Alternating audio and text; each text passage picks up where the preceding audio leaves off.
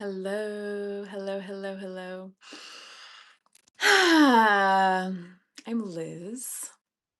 Happy to connect with whomever is going to show up into this episode. It is a Thursday. I'm in Bend, Oregon. I am in my home, which is also my place of work when I'm in Bend. Mm, and today I am coming into day. Let's see, started Saturday, Sunday, Monday, Tuesday, Wednesday. This is like um, the end of like my fifth day without my child at home. And I have a son who's 6, and also the first, combined with me being without my child while he's with his dad, also in this space for the first time in almost 16 months, without a roommate in my home. So I've been here for 4.5 years, and for 3.5 or so of those years, I lived without anybody else in the home except for me and my son. And then I had a roommate, and now the roommate is out, and now I'm back in this space. And wow, it's so wild how different it feels.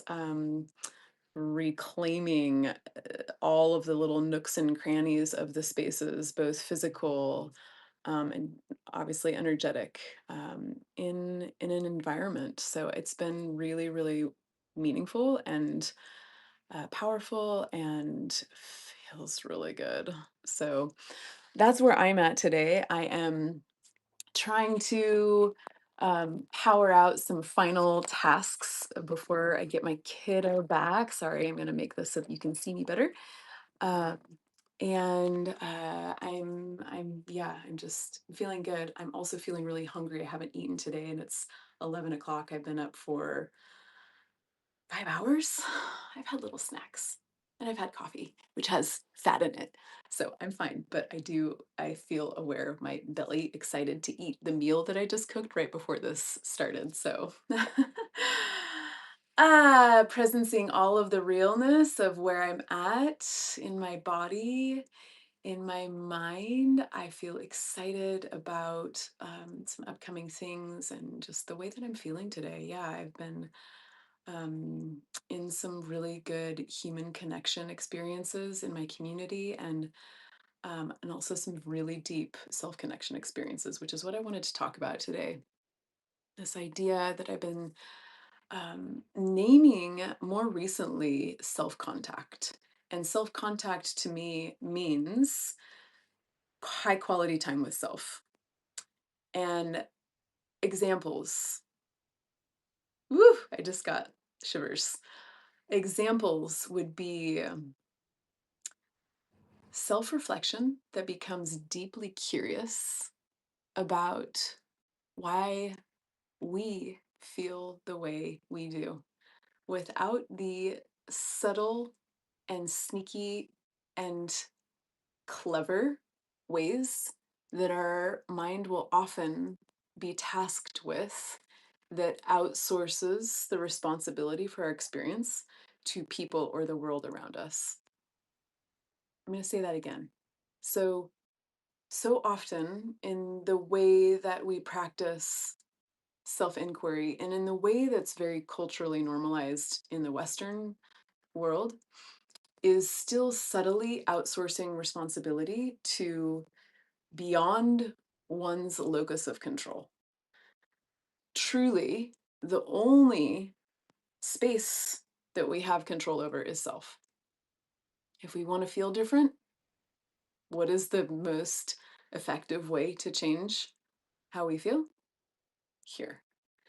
And it's wild to me, and I'm saying this because this is very much my own reality as well, that we can hear the little voices, we can hear little justifications that that place responsibility and accountability for what our interior experiences to those around us and environments around us. So, high quality reflection, self reflection, self inquiry notices that, and softly, gently, with grace and compassion, starts to reverse the responsibility back to self.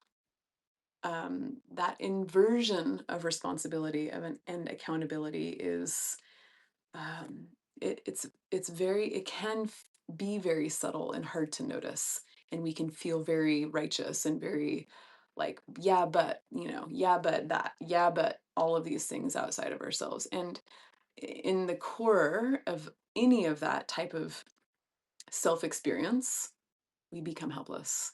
We are helpless. We are powerless. So true power is noticing the cleverness of our mind wanting to figure um oh, there's a reason for all of this too. It's like the way that we want to the way that the sort of automatic way of finding blame outside of ourselves is sort of natural. It's sort of like the shortcut, and it's in the shortcut it feels correct, is because the mind, especially if there's any shame in there, doesn't understand how to self-reference that kind of responsibility. It's so much more automatic to, oh, point out here. So self-contact is includes this practice of high quality time with self, which includes self-inquiry that is incredibly high filtered in its understanding of where responsibility is being placed for how we feel. The ways that we can go about that, of course, dialogue with self, we can be alone, we can be in a place of self curiosity, inquiry, having intentional time to get curious about, oh, why am I having that thought? Why am I feeling like I want to blame this person or that environment or everything else? Um, So it can be a dialogue with self. It can also be a dialogue with another. Maybe this is a coach. Maybe this is a therapist. Maybe this is a friend who is aware of this practice themselves too. Because sometimes we can get together with people, and those people, because they might not have a practice of this self responsible way of having self inquiry, that they might loop you back in to the other way, which is powerless, which is the helpless. I don't like to use the word victim. I feel like the word victim has a lot of, uh, like, I just feel like grief just immediately.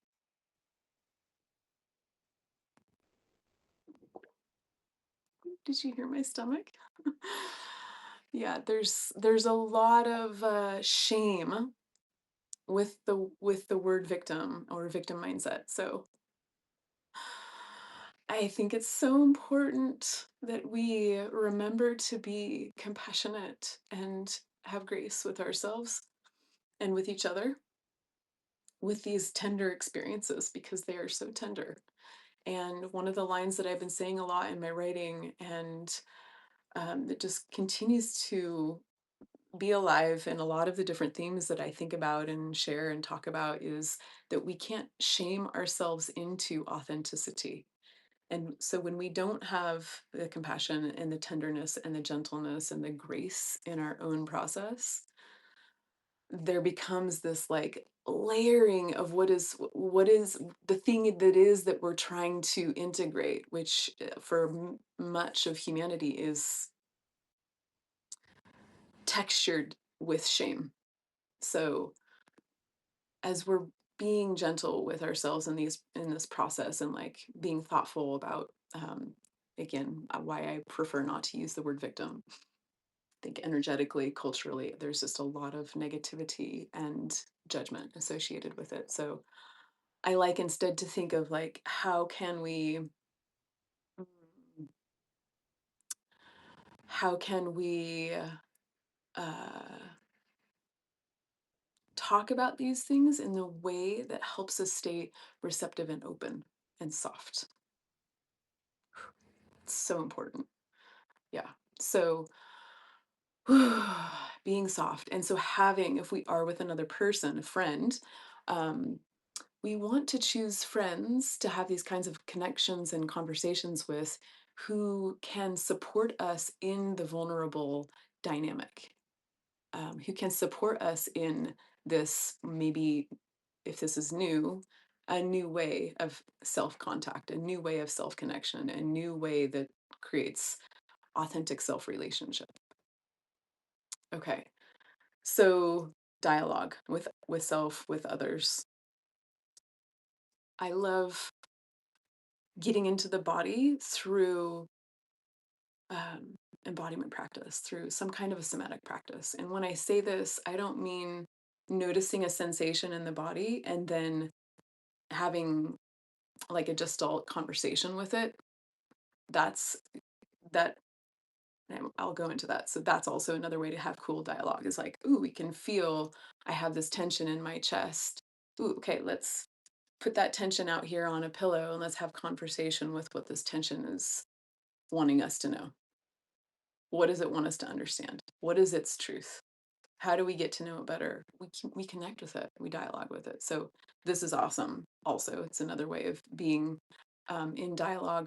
For me, when I talk about somatic expression or embodiment practice, it's really it starts to engage more of a physical nature, more of a dimensional nature, I'll say, which uh, invites us into another layer of vulnerability, or layers, because as adults, it is not normalized for us to yeah, the sound is worth a million words.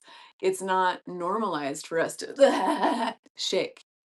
It's That's not a space that you would typically see in Western therapeutic environment, which has so much value and benefit in that it helps us understand ourselves and explain ourselves. And the body does not feel different through cognitive understanding. The body feels different through felt sense connection and expression. This is the link that is, in my opinion, highly missing from a lot of therapeutic attentiveness or attention or time and money spent. We actually need to move this material through the body, through the felt sense, in order to actually feel physiologically different inside of ourselves. And by different, I mean by feeling better, feeling freer, feeling more open, feeling more alive. All of these things occur through the process of moving material through our body. And we can't do that by staying static. We can't do that by thinking alone.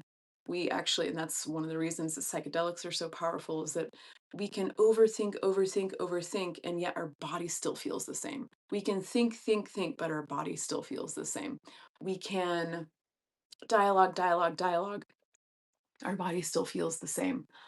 Um, in not all, but in a medicine container that allows your body, permits through the energetics of the people who are helping to contain the space, as well as the people who are in that circle.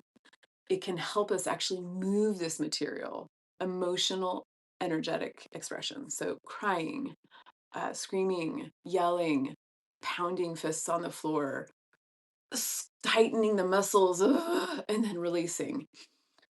These are the things that help our body feel different. So that's another example of high quality time with self, which is self contact, as I'm talking about. I'm going to leave it there. Um, I don't want to go into too long of a share and have it become like too much. So I'm going to, yeah, just let that be enough. And I hope that was helpful. And I welcome any questions or thoughts or ideas or shares or feedback, or yeah, how do you be in self contact? What is high quality time with yourself? I'd love to hear what that's all about for you. All right, sending love. Till next time.